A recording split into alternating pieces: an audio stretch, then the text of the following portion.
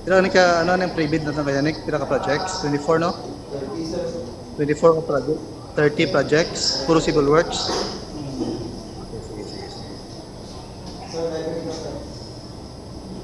Okay, sige. Okay. Ma-start ta?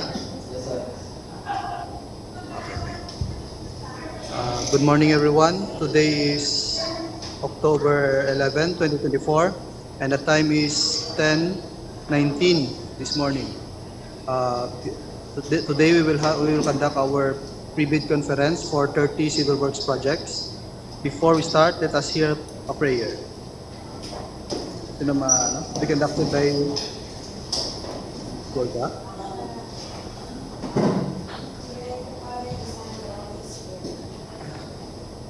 Lord, as we gather here today and conduct the conference and matters of business, guide our hearts in the spirit of fairness, right balance, and truth.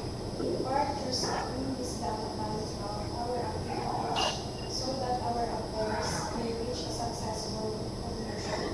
Thank you for being our source of guidance today. Dear God, we seek your help in our affairs. Bless us with this conference with divine intelligence and help us to make the best use of our own. We share a little of your wisdom with us to help to do right always. Thank you for your heavenly blessing.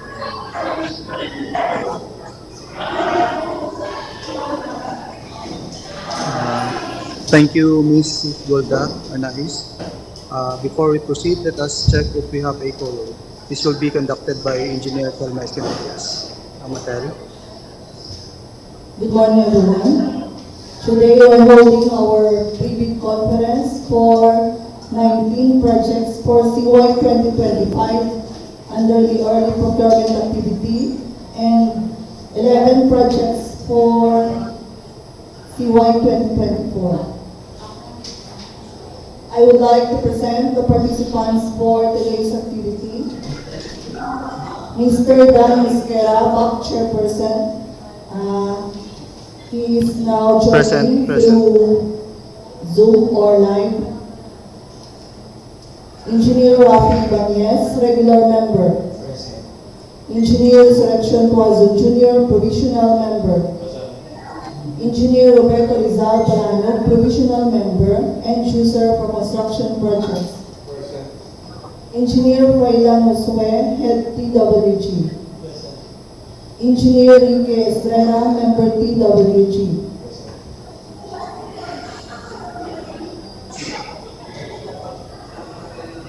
Engineer Robert Saviliano, member TWG.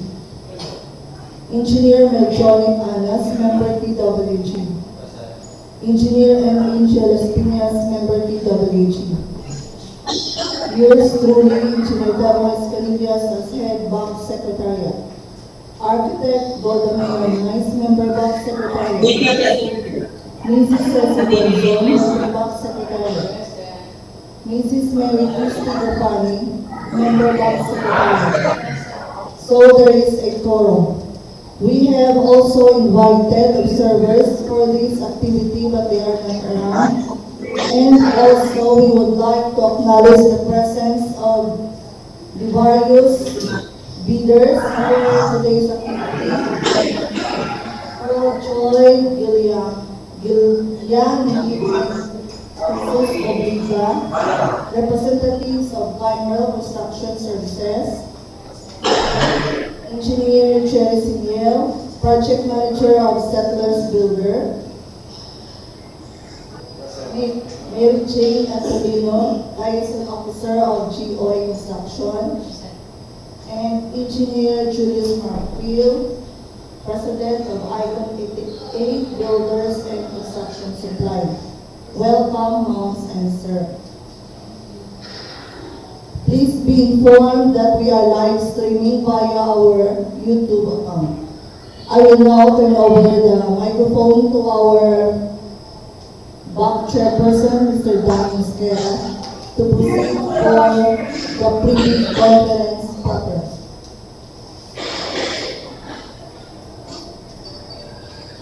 Thank you, Mamatel. Now that the quorum has been determined, let us proceed for the for the procurement of our 30 civil works project. This will be discussed by Engineer Rafi Ibanez. Sir Rafi, please.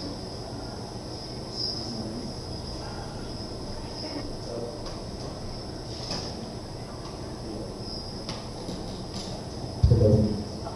So for the pre-bid conference proper, so I will first discuss the details for the contract ID 25 GB001, contract name, Reconstruction, to complete payment, Iloilo-Antique Road, kilometer 109 plus 181 to kilometer 110 plus 000.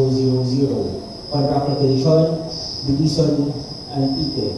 With description, reconstruction of concrete pavement. Approved budget for the contract of 12,268,620 pesos. Source of funds, FY 2025 AIP based on net. Contract duration, 97 calendar days. Cost of bidding documents, 25,000 pesos. ECAB license size range of small b. Next is 25 GB0002, reconstruction to concrete pavement, Iloilo-Antique Road, kilometer 81 plus 820 to kilometer 82 plus 774. Contract location, Hamtic, Antique. Brief description, reconstruction to complete pavement. Approved budget for the contract of 14,943,040 pesos. Source of funds, FY 2025 AIP based on net. Contract duration, 132 calendar days. Cost of bidding documents, 25,000 pesos. ECAB license size range of small b. Next is 25 GB003. Reconstruction to complete pavement, Iloilo-Antique Road, kilometer 84 plus 500 to kilometer 85 plus 596, kilometer 86 plus 270 to kilometer 86 plus 544. Contract location, Hamtic, Antique. Brief description, reconstruction to complete pavement. Approved budget for the contract of 20,033,160 pesos. Source of funds, FY 2025 AIP based on net. Contract duration, 171 calendar days. Cost of bidding documents, 25,000 pesos. ECAB license size range of small b. Next is 25 GB0004, reconstruction to complete pavement, Iloilo-Antique Road, kilometer 100 plus 84 to kilometer 101 plus 846. Contract location, San Jose, Sibalom, Antique. Brief description, reconstruction to complete pavement. Approved budget for the contract of 28,677,740 pesos. Source of funds, FY 2025 AIP based on net. Contract duration, 198 calendar days. Cost of bidding documents, 25,000 pesos. ECAB license size range of small b. Next is 25 GB0005, road widening, Iloilo-Antique Road, kilometer 86 plus 640 to kilometer 87 plus 387. Kilometer 87 plus 420 to kilometer 87 plus 760. Contract location, Hamtic, Antique. Brief description, road widening. Approved budget for the contract of 47 million pesos. Source of funds, FY 2025 AIP based on net. Contract duration, 210 calendar days. Cost of bidding documents, 25,000 pesos. ECAB license size range of medium A. Next is 25 GB0006, road widening, Iloilo-Antique Road, kilometer 105 plus 57 to kilometer 105 plus 597. And kilometer 105 plus 711 to kilometer 106 plus 209. Contract location, Sibalom, Antique. Brief description, road widening. Approved budget for the contract of 47,200,000 pesos. Source of funds, FY 2025 AIP based on net. Contract duration, 210 calendar days. Cost of bidding documents, 25,000 pesos. ECAB license size range of medium A. Next is 25GB0007, road widening, Iloilo-Antique Road, kilometer 111 plus 875 to kilometer 112 plus 352, and kilometer 113 plus 268 to kilometer 113 plus 1022. Contract location, Belison-Antique Road, brief description, road widening, approved budget for the contract of 47,500,000 pesos. Source of funds, FY 2025 AIP based on net, contract duration 210 calendar days, cost of reading documents of 25,000 pesos, with PICAB license size range of medium A. Next is 25GB0008, construction of flood control structure along Sibalom River irrigation system, Sibalom San Jose irrigation system, San Remeo-Antique. Contract location, San Remeo-Antique. Brief description, construction of flood mitigation structure. Approved budget for the contract of 14,700,000 pesos. Source of funds, FY 2025 AIP based on net, contract duration 156 calendar days, cost of leading documents 25,000 pesos, with PICAB license size range of small b.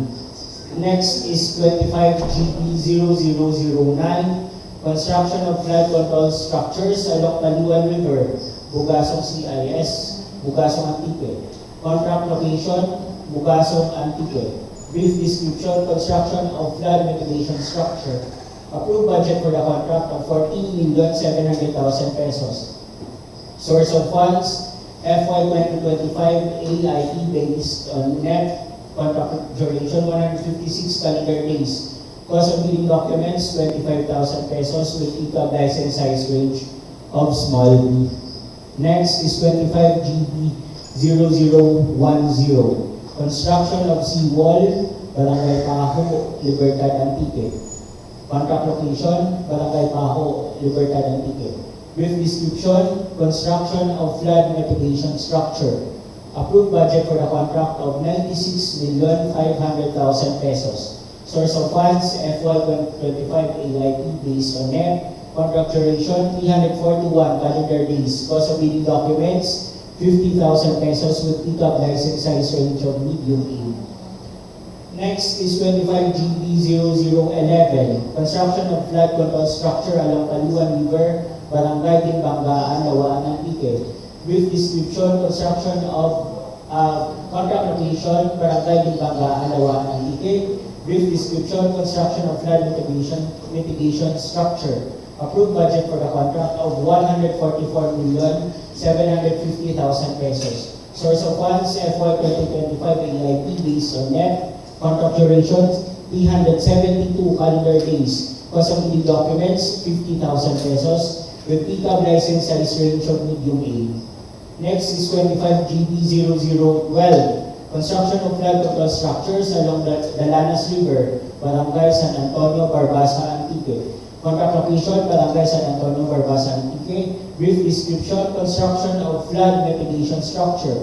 Approved budget for the contract of 144,750,000 pesos. Source of funds, FY 2025 AIP based on net, contract duration 372 calendar days, cost of leading documents 50,000 pesos with PICAB license size range of medium A.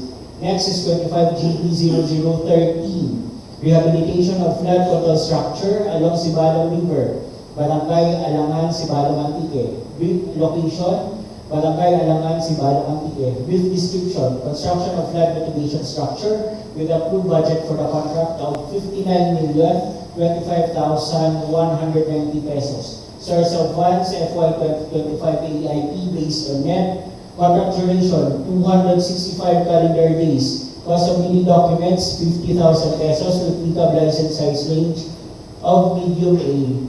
Next is 25GB0014, access road leading to Camalasan Falls, Barangay Abiera, Sebastian, Antique. Contract location, Barangay Abiera, Sebastian, Antique. Brief description, construction of concrete road with slope protection and drainage structure, line each.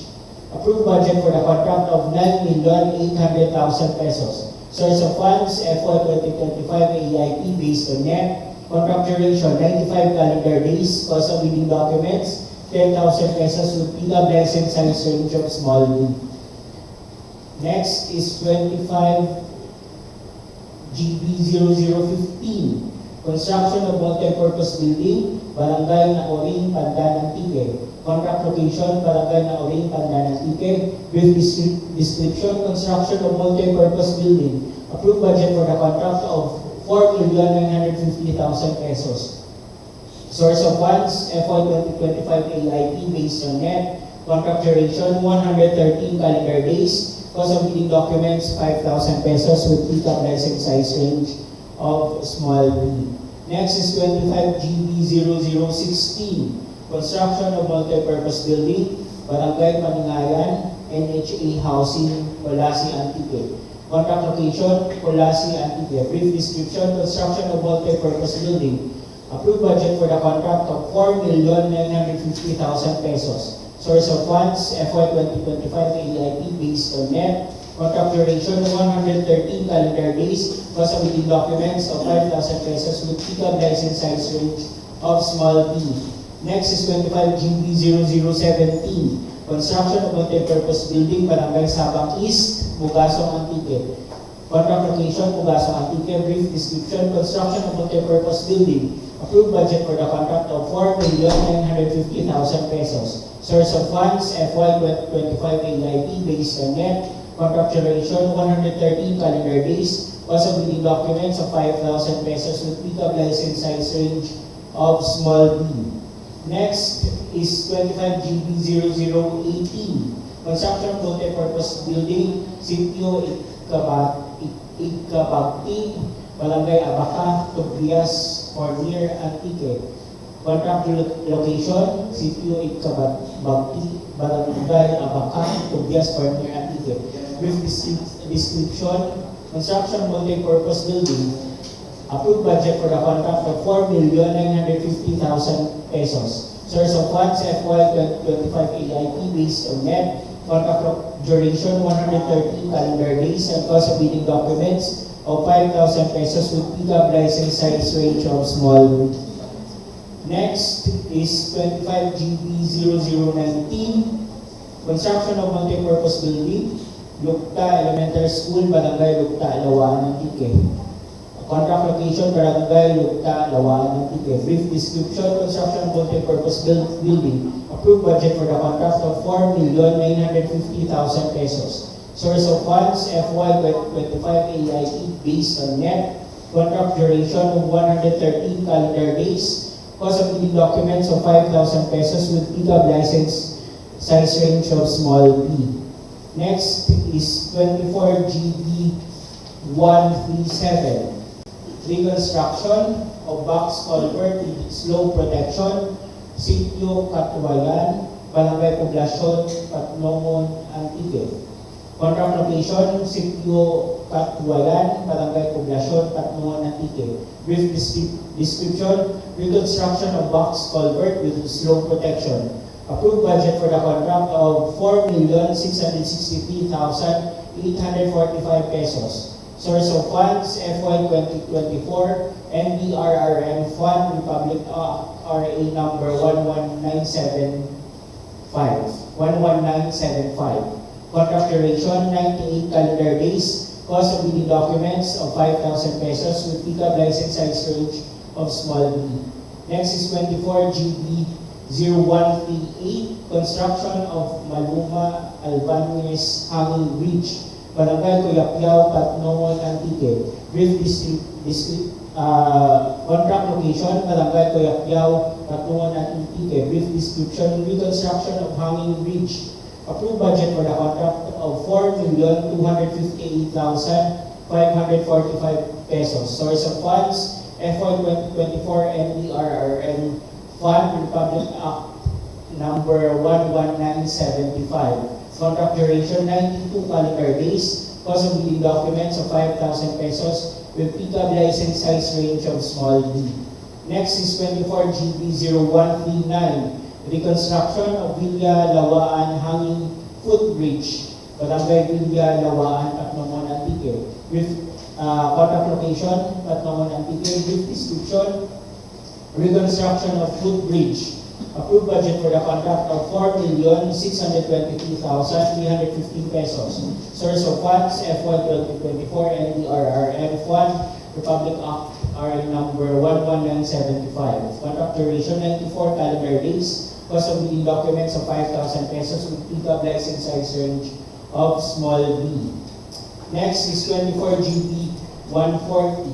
Reconstruction of hanging footbridge in Barangay Albanez, Patnongon, Antique. Contract location, Barangay Albanez, Patnongon, Antique. Brief description, reconstruction of footbridge.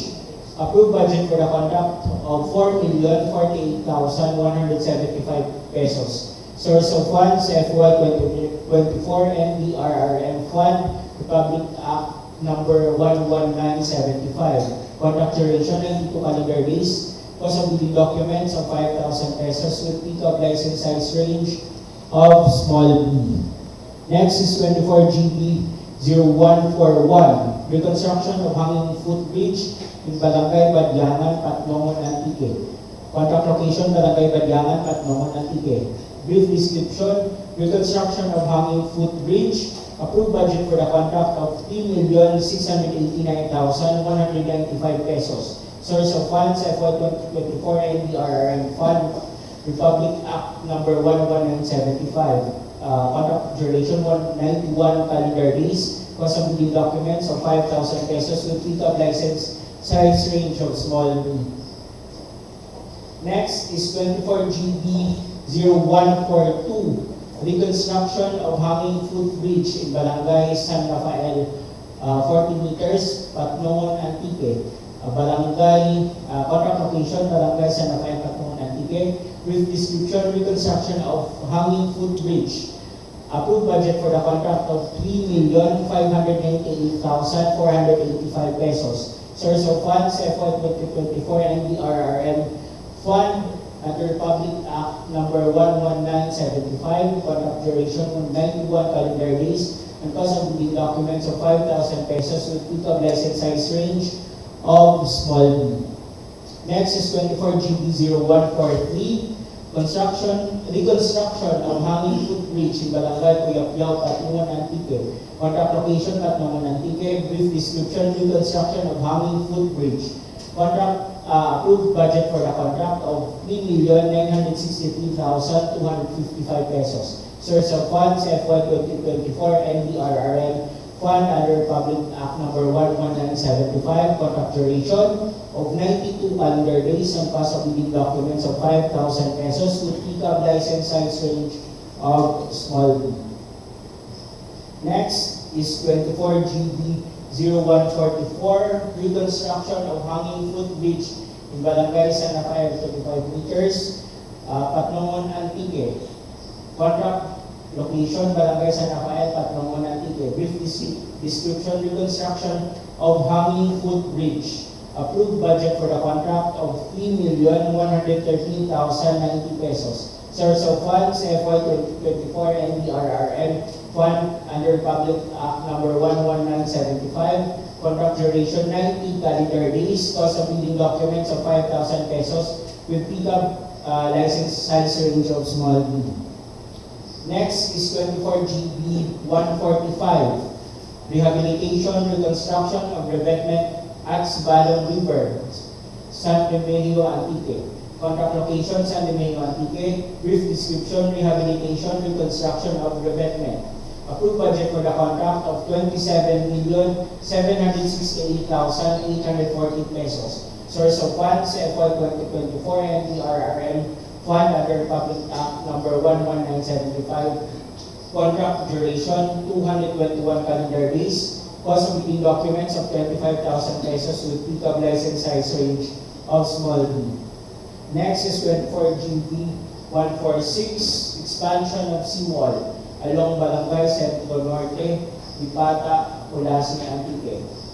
Contract location, Culasi, Antique. Brief description, expansion of seawall.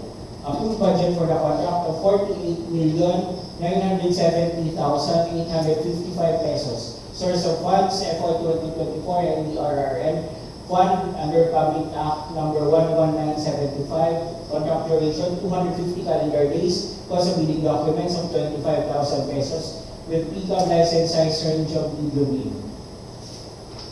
Next is 24 GB 0147, rehabilitation of Farm to Market Road, Principio Malaumawan, Lindero, Liberato, Iloilo-Antique. Contract location, Lindero, Liberato, Iloilo-Antique. Brief description, rehabilitation of Farm to Market Road.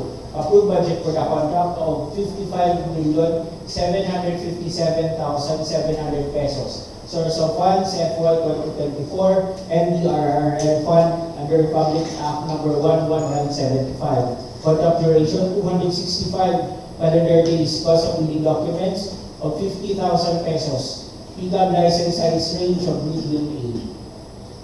So, the documents comprising the bid for the first envelope, which is the technical component envelope, the Class A documents, which comprises of the legal documents. A, valid FIJET registration certificate, Latin membership, all pages.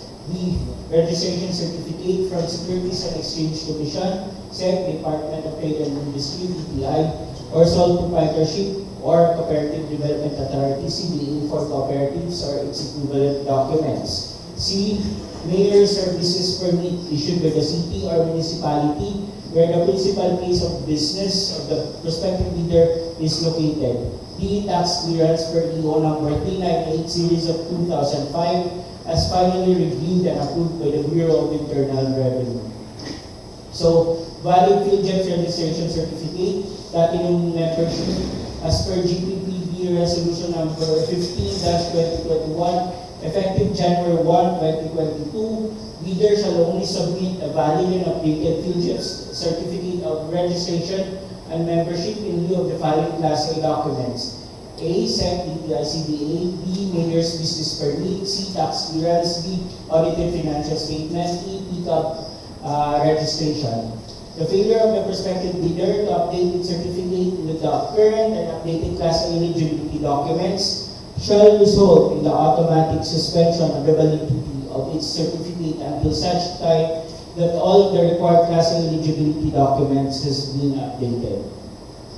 For technical documents, A, statement of the prospective bidders of all its ongoing government and private contracts, including contracts awarded but not yet started, if any, whether similar or not similar in nature and complexity to the contract to be bid.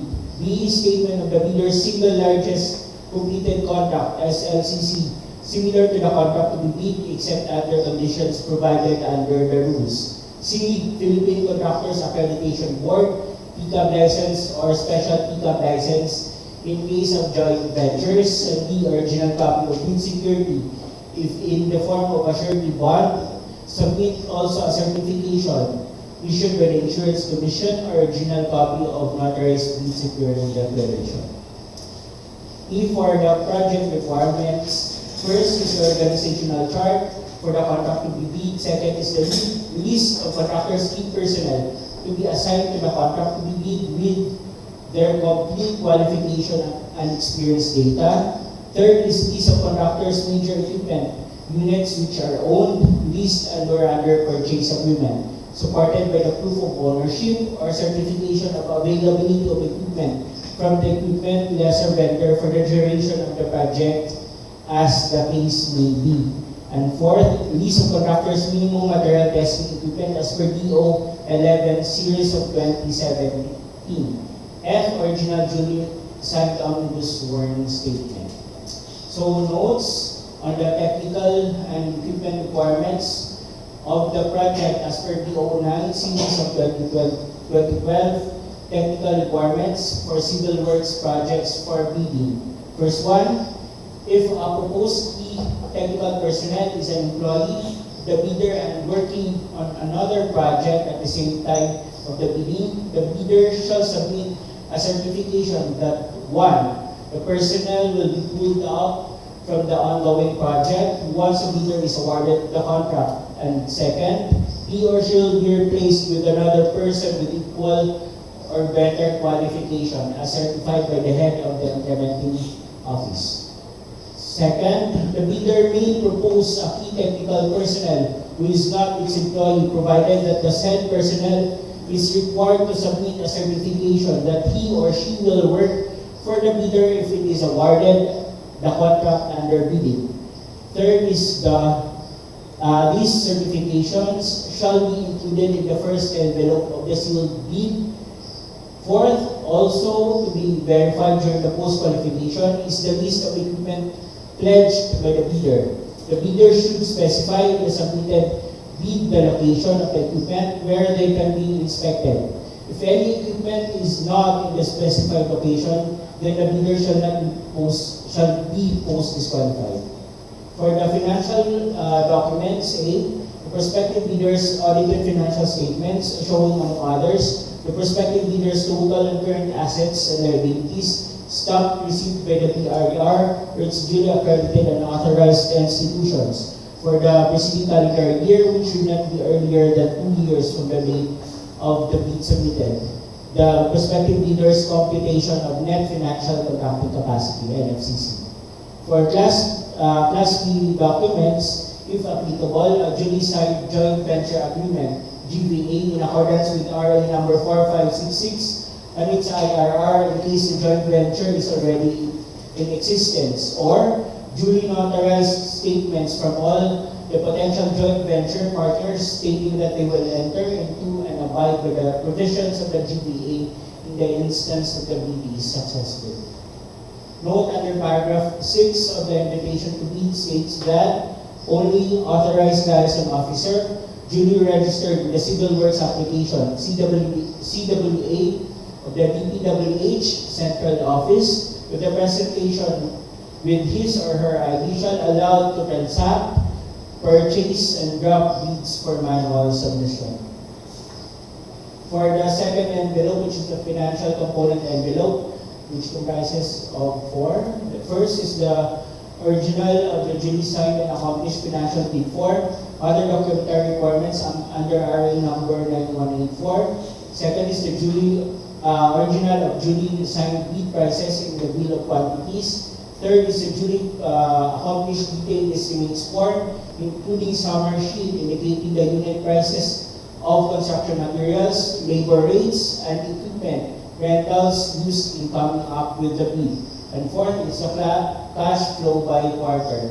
Under ITB Clause 18.2 of the bid data sheet, bid corrections or any corrections, as well as erasures made in the financial documents, including the discounts offered and the methodology of their applications, must be duly signed or initialed.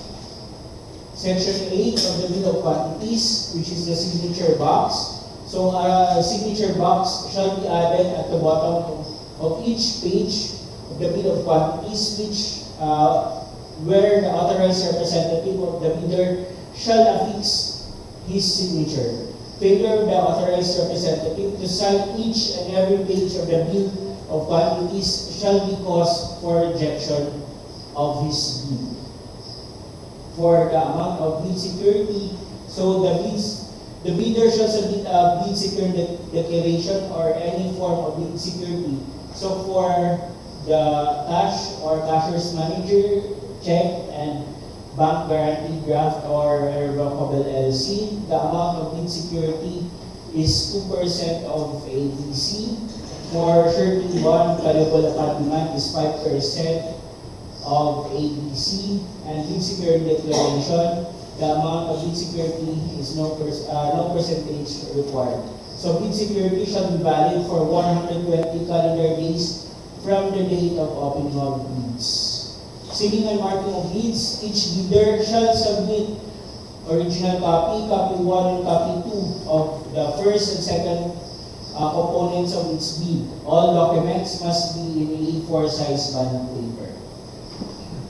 So the deadline for the submission of bids is on October 24, 2024, 10 a.m. So opening and preliminary examination of the bids. The bank shall open the bids in public using a non-discretionary pass-fail criterion at the time on the date and at the place specified in paragraph 9 of the invitation to bid. The preliminary examination of bids shall be governed by Section 30 of of the 2016 revised IRR of number 9184. So for detailed evaluation and comparison of bids, the bank shall immediately conduct a detailed evaluation of all bids rated pass using non-discretionary pass-fail criteria. The bank shall consider the conditions in the evaluation of the bids under Section 32.2 of the 2016 revised IRR of RA number 9184, such as first, completeness of the bids. Unless the instruction to bidders specifically allow partial bids, bids not addressing or providing all the required items in the bidding documents, including where applicable, bill of quantities shall be considered non-responsive and thus automatically disqualified. In this regard, where a required item is provided but no price is indicated, the same shall be considered as non-responsive, but specifically in a zero or a dash for the said item would mean that is being offered for free to the government except those required by law or regulations to be provided for. Second is the arithmetical corrections. Consider computational errors and omissions to enable proper comparison of all eligible bids. It may also consider bid modifications if expressly allowed in the bidding documents. Any adjustments shall be calculated in monetary terms to determine the calculated prices. Under Section 32.2.3, in case of discrepancies between bid prices in figures and in words, the latter shall prevail. The total price per item and unit price for the item, as extended or multiplied by the quantity of that item, the latter shall prevail. Stated total price and the actual sum of prices of component items, the latter shall prevail. The unit cost in the detailed estimates and unit cost in the bill of quantities, the latter shall prevail. For post-qualification, the post-qualification shall verify, validate, and ascertain all statements and documents, including licenses, certificates submitted by the LCD.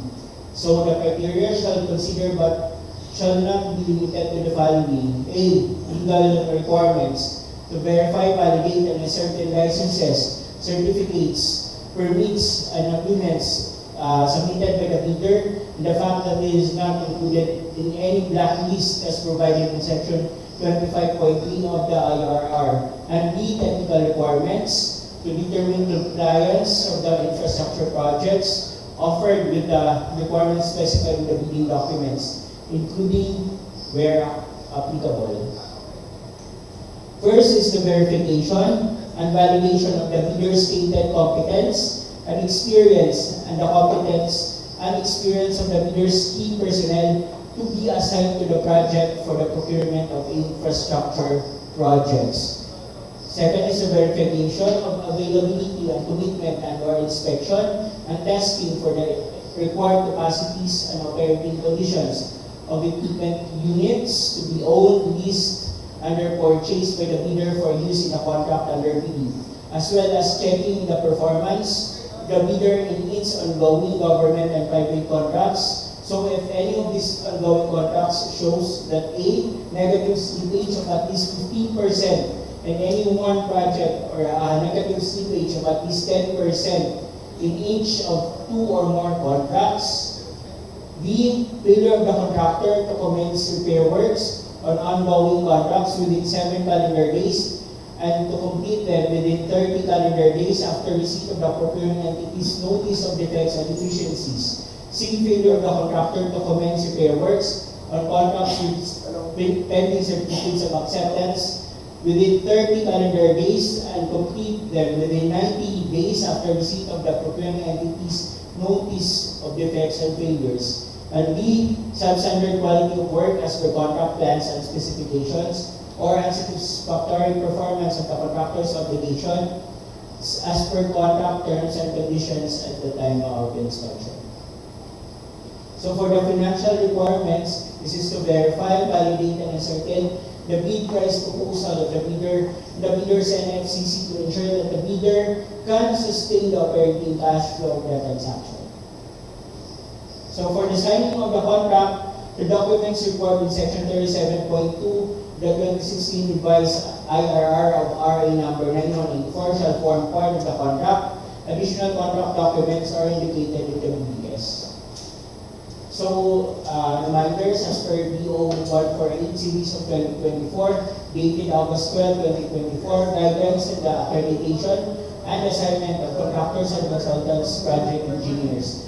So for the limits of assignment for P2, 10 contracts located within the same region for the simultaneous assignments, but with an aggregate cost of 1.5 billion. P1, 10 contracts located within the same region for simultaneous assignments, each costing not more than 150 million, but with an aggregate cost of 1 billion. Provisional project engineer, 10 contracts located within the same region for simultaneous assignments, each costing not more than 100 million, but with an aggregate cost of 500 million.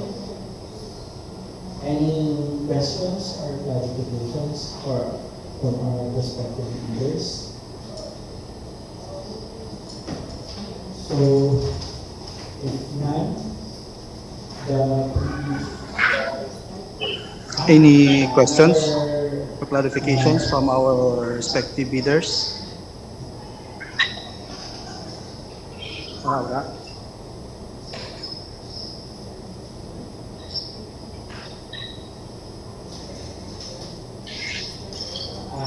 reminders for the e-strike policy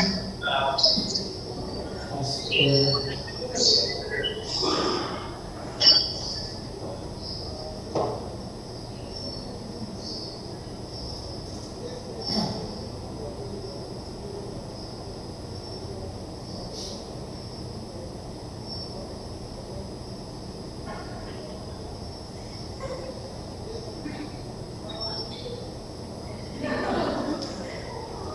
Other questions?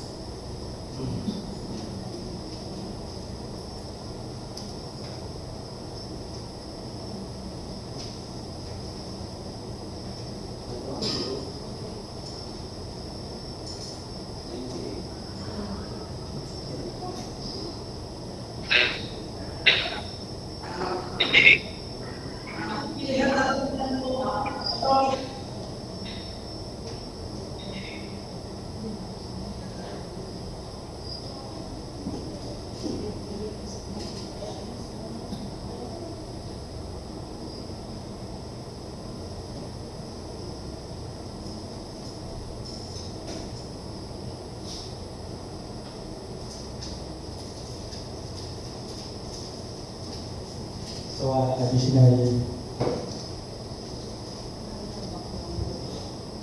So for additional reminders to our prospective contractors, Engineer Teleman's Cabinet will discuss DEO 28 series of 2024.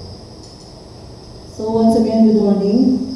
So with regards to the issuance of Department Order 28, series of 2024, regarding the three-strike policy, all prospective bidders are reminded for this policy.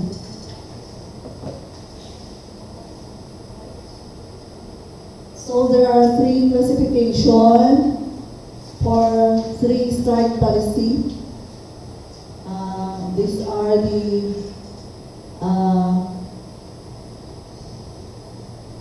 considered to be strike.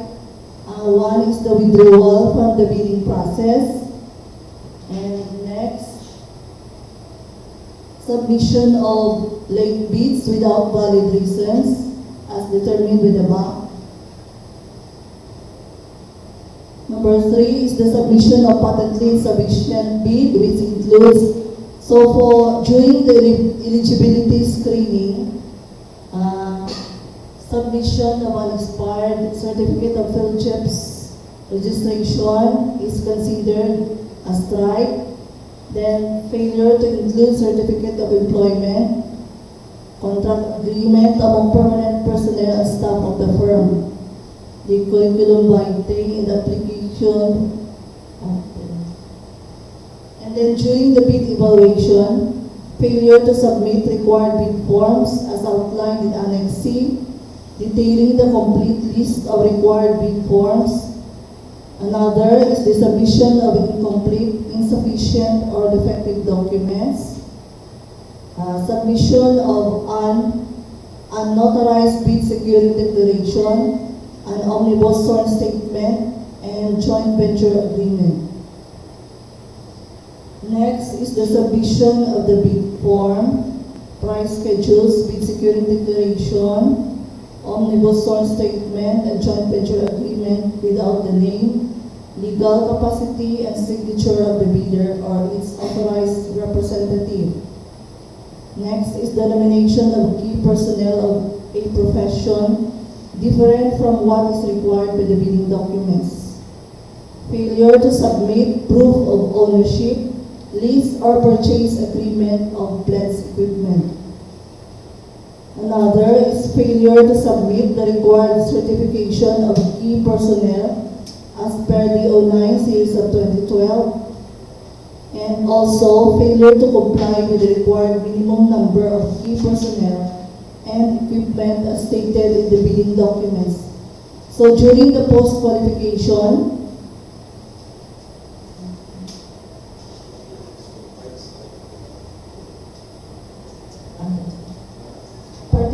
participation in bidding for infrastructure projects by a bidder whose allowable rates of contract cost as indicated on the pickup license does not match with the specific requirements of infra project being bid for. So if the contractor commits, for example, the contractor submitted expired field chips registration, he submitted 5 projects with expired field chips registration, so he commit 5 strikes. So she violated the 3-strike policy, and then she will be subject for the blacklisting or termination.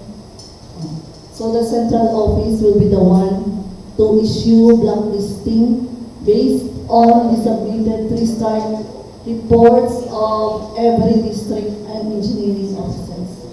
So we are reminded of all prospective bidders to strictly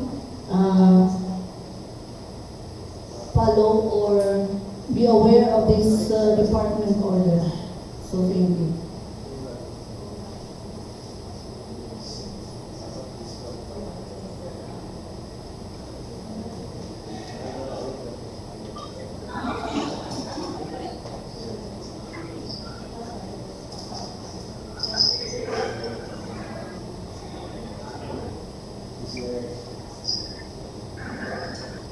Is there any questions or comments with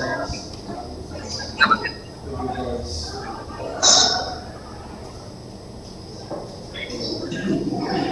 Hello. Hello.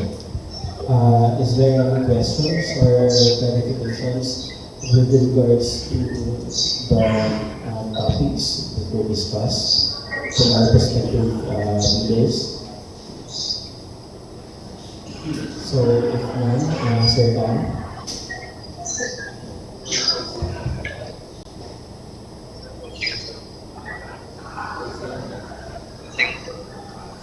Okay, if there is no other questions, our pre-bid conference ended at 11:08 this morning. Thank you and good morning, everyone.